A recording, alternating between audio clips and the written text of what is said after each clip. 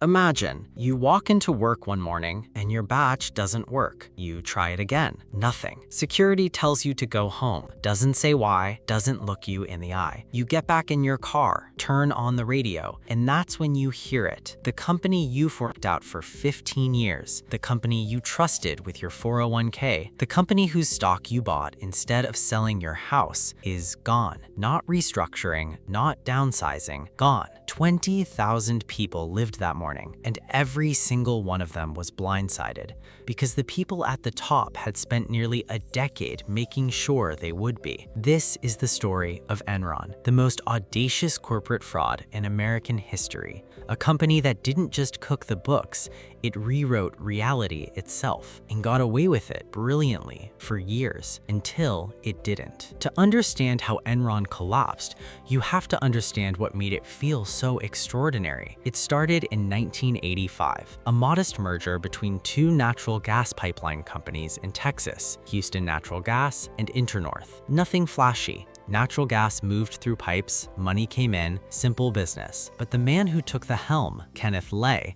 had bigger ideas. He didn't want to be an energy company. He wanted to be the energy company, the Amazon of power, the Google of gas. And in 1990, he hired the man who would make that vision lethal, Jeffrey Skilling. Skilling was a McKinsey consultant, Harvard MBA, razor sharp, and utterly convinced he was the smartest man in any room he entered. He had one idea that would change Enron forever: mark-to-market accounting. Here's what that means in plain English. Normally, when a company signs a long-term contract, it books revenue as the money actually comes in, year by year, dollar by dollar. Boring, honest, reliable. Mark-to-market is different. With mark-to-market, the moment you sign a contract, you get to estimate all the future profits from that deal and book them right now, today, on the balance sheet, even though the money hasn't arrived, even though it might never arrive. Skilling convinced the SEC to approve this for Enron in 1991. It was, on paper, a legitimate accounting method used in certain financial markets. In Enron's hands, it became a loaded weapon. Let's say Enron signs a 20-year contract to supply electricity to a city in California. Under mark-to-market, they can sit down, estimate they'll make $500 million over those 20 years, and book that entire number as profit this quarter. The city hasn't paid anything yet. The electricity hasn't been generated, but $500 million shows up on the earnings report. Analysts see it, the stock goes up, and executives cash in their options. Now here's the trap they built for themselves. Next quarter, they need more deals, bigger deals, because last quarter's numbers are already baked in. They need growth on top of growth to keep the stock climbing. It's a treadmill that only gets faster. So they signed more deals, made more projections, estimated bigger futures. And when those deals underperformed, when the real cash didn't match the fantasy numbers they'd already booked, that's where Andrew Fastow came in. Fastow was Enron's chief financial officer, and he was a genius of a very particular and very dark kind. He invented a web of off-balance sheet partnerships, shell companies with names like LJM Cayman and Raptor. These weren't real businesses, they were financial puppets. Here's the trick. When Enron had a failing asset, a bad investment, a money-losing division, a contract that was hemorrhaging cash, they would sell it to one of Fastow's shell companies. The loss disappeared from Enron's books. The shell company absorbed it. What Fastow didn't mention to the board of directors most of the time was that he personally ran those shell companies. He was Enron's CFO selling a bad asset to himself, and he collected $30 million in personal fees doing it. The losses didn't disappear. They just moved somewhere the public couldn't see.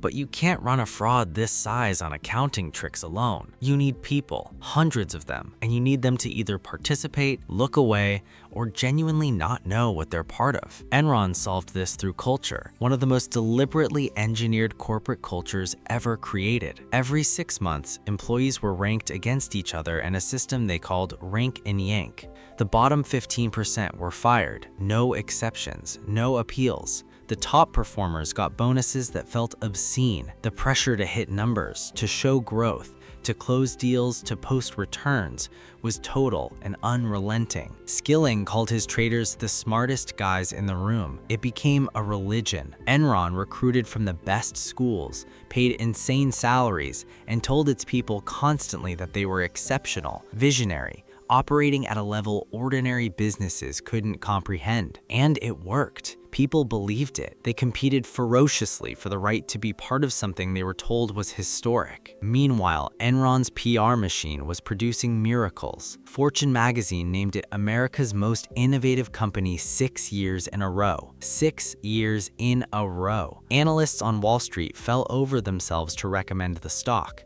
At its peak in 2000, Enron's shares hit $90. The company was valued at $70 billion. $70 billion. That's roughly what Netflix is worth today, and almost none of it was real. In the summer of 2001, a woman named Sharon Watkins sat down and wrote a letter. She was a vice president at Enron. She had seen the books. She had connected the dots that most people either couldn't or refused to connect.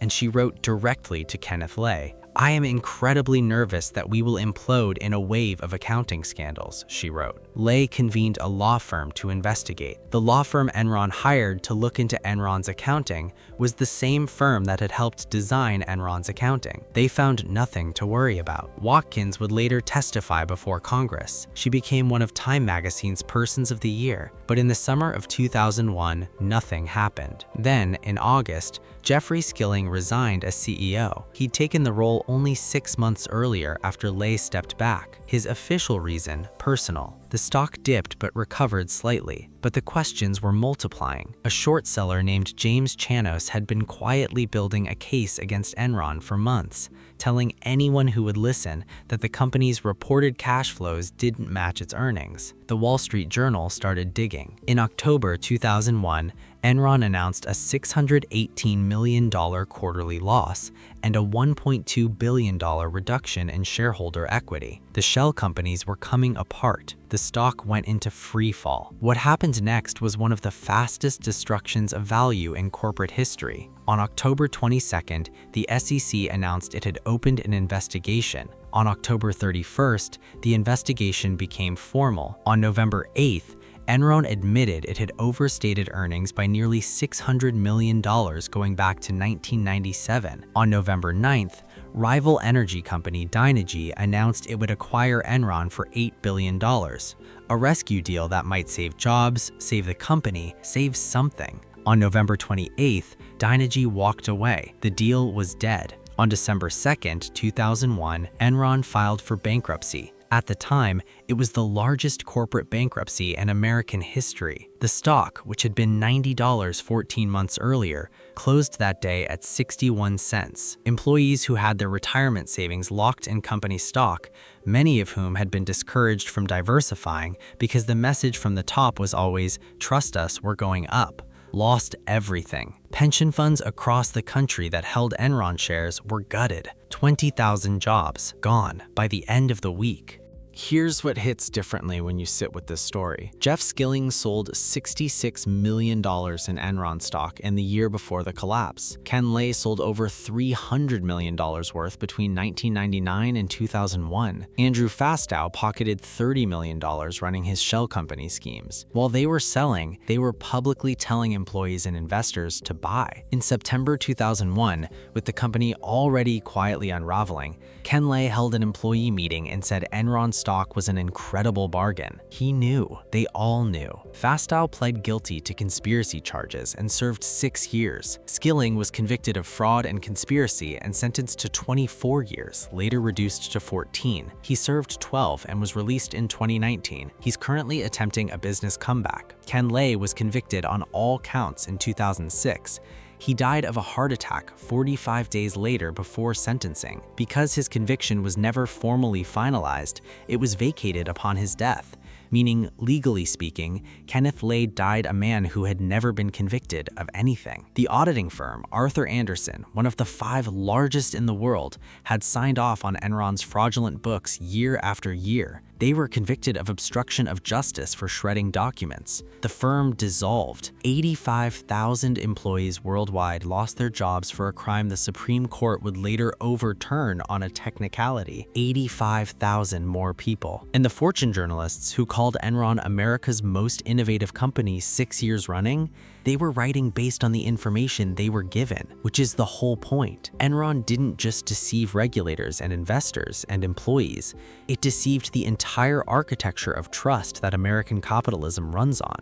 The auditors, the analysts, the press, the SEC, and for a decade, it worked perfectly. There's a phrase that came out of the Enron trials. One of the executives, defending a particularly aggressive accounting decision, said, "We were just using the rules." That's the most chilling line in this whole story. Not a villain's monologue, not a moment of obvious evil, just we were using the rules. Enron didn't invent fraud, but it industrialized it. It took every gray area in accounting, every loophole in disclosure law, every gap in regulatory oversight, and it drove a $70 billion company through them. The rules said you could book future profits today, so they booked them. The rules said executives could form outside partnerships if the board approved, so they approved them. The rules said you could lock employee 401ks during administrative transitions, so when the stock was collapsing in October 2001, they locked those accounts for 30 days. 20,000 people couldn't sell their shares